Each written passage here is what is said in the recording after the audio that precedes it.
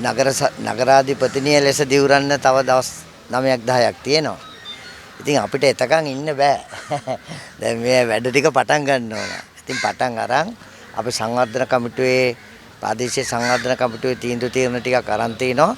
නගර සභාවත් සම්බන්ධ කර ගනිමින් මේ සංවර්ධන ව්‍යාපෘතීන් ටික කරන්න. ඉතින් අද කිඹුලෑල සුද්ධ කිරීමේ ව්‍යාපෘතියක් දාගෙන තියෙනවා. ඒ සුද්ධ කිරීමේ ව්‍යාපෘතිය නිරීක්ෂණයට තමයි අපි ආවේ. ඉතින් තවත් මේ වැඩ කඩිනම් වෙනවා. නගරාධිපතිනිය දිවුරුම් දීමෙන් පස්සේ ඊට අදාළ කටයුතු වෙනවා. එතකන් අපි නිරීක්ෂණ චාරිකාවකට ආවේ මේ ස්ථානය පිළිබඳව ඇසින් දැක බලා ගන්න. ප්‍රාදේශීය සංවර්ධන කමිටුවේ තීන්දුව තීරණයක් මත තමයි අපි ආවේ. ඉතින් ඒකත් එක්කම අපිට තවත් ආශිර්වාදයක් වෙනවා. මේ වෙලාවේ කොළඹ නගර සභාවේ බලය සම්බන්ධ කාරණාව දැන් විවිධ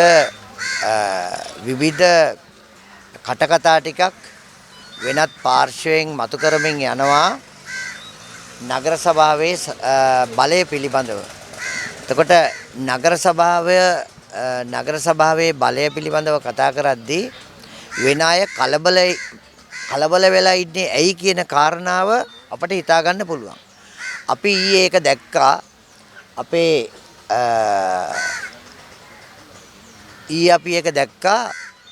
අපට හම්බ වුණා විගණන වාර්තාවක්.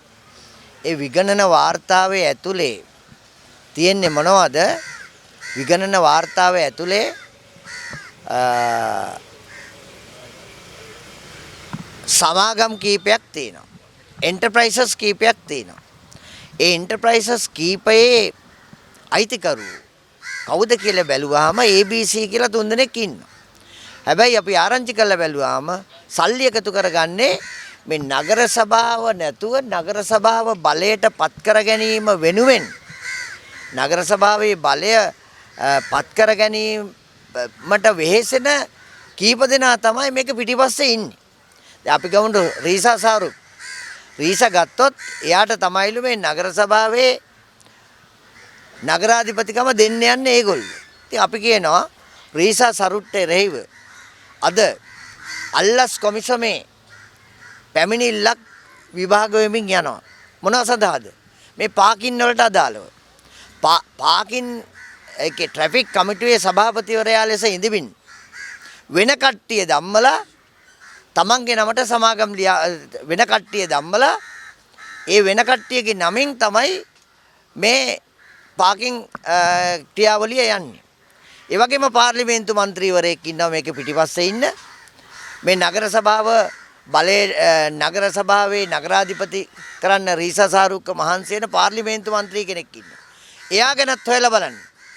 එයාගෙත් සමාගම් තියෙනවා. එයාගෙත් පාකින් ස්ලොට් තියෙනවා. මේ සියල්ල දැන් අල්ලස් කොමිසමේ එළිදරව් වෙමින් යනවා. ඒක නිසා අපි කියනවා නගර සභාවේ බලය පිහිටවීමට අපට අඩු මන්ත්‍රී ධූර 11යි. අපි 48ක් කරන් තියෙන්නේ. අපි කොට්ටාස ජයග්‍රහණය කළා 48ක් කරන් තියෙනවා. පත් කරපු මන්ත්‍රීන් නෙවෙයි. ඒගොල්ලන්ට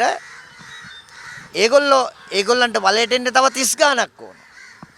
එතකොට අපි කියන්නේ ළඟම බලය තින්නේ අපිට. ළඟම බලය වෙනුවෙන් ජනතා බලය අපිට තමයි දීලා තියෙන්නේ.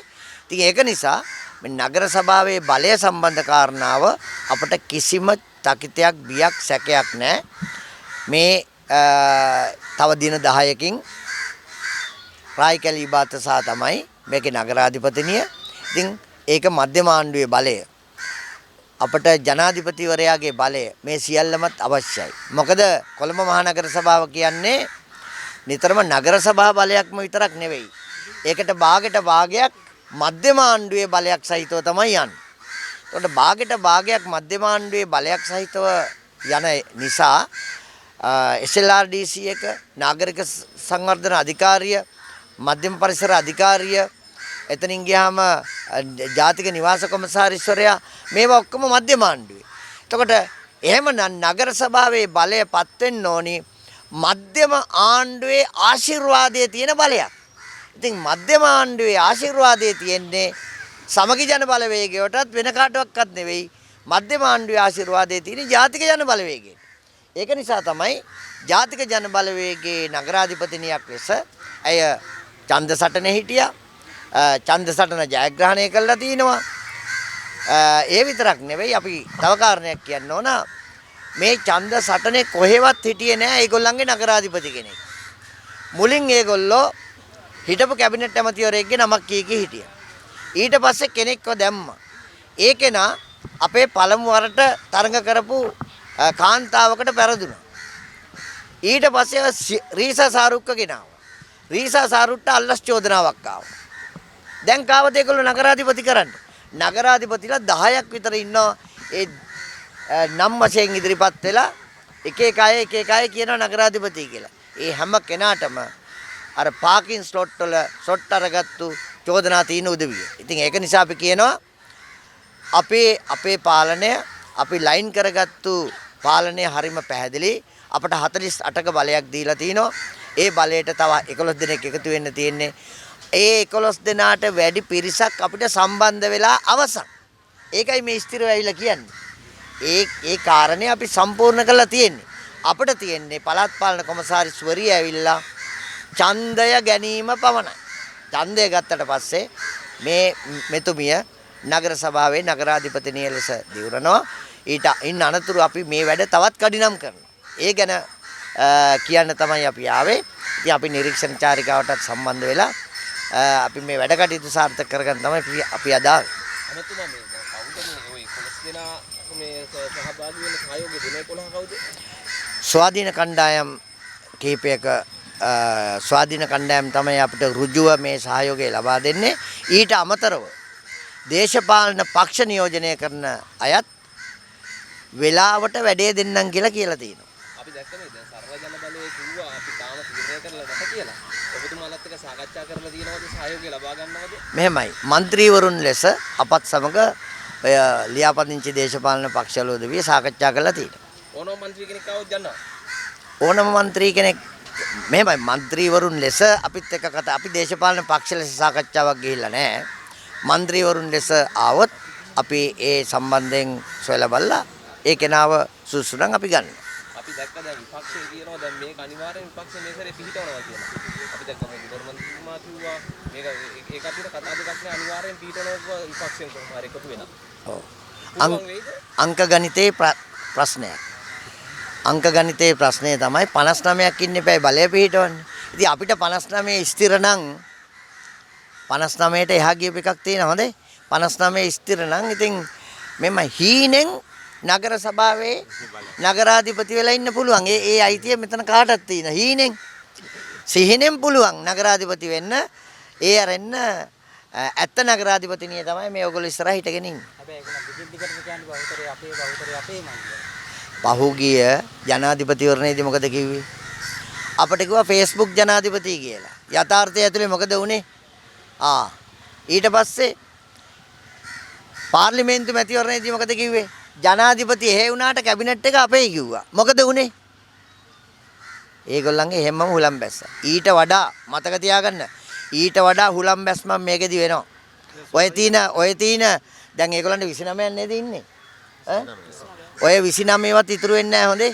බලන්න. ඔය 29 ඉතුරු වෙන්නේත් නැහැ. ස්වාධීන කණ්ඩායම් ෂුගර් එකටම සහයෝගය දෙයිද? ඒ එකඟතාවයේ තියෙනවා. ඒ කියන්නේ මේ ජාතික ජන බලවේගයට කොළඹ මහනගර සභාව ස්ථිරයිද? බඩේපත් වගේ විශ්වාසයි.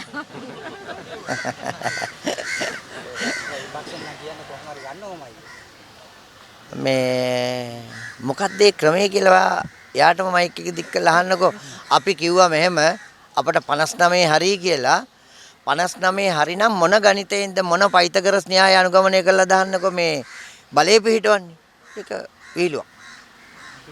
එතකොට කොහොමද දැන් අපි මේ සිදුවන දැන් අපරාධවල පොඩ්ඩක් අඩුවීමක් පෙන්වන්න කරනවා මොනවා හරි සැලසුමක් තියෙනවද මේ වෙඩිතැබීම් තැන සිදුවෙන ඒවා අඩු කරන්න? පැහැදිලිවම මහජන ආරක්ෂක අමාත්‍යාංශය ලෙස තීන්දුව తీරන ප්‍රමාණයක් අරගෙන තිනවා. ඒ තීන්දුව తీරන ප්‍රමාණය ඉදිරි සති කිහිපය ඇතුලේ හරි විදිහට ලයින් වෙයි. පොලිසිය දැනුවත් කරලා තියෙනවා ඒවට. එතකොට දවසේ වැඩිලක්වත් වෙන්නේ නැති වෙන්නේ? ඔබ අහන ප්‍රශ්නේ ඔබතෝ කෝටිකයි.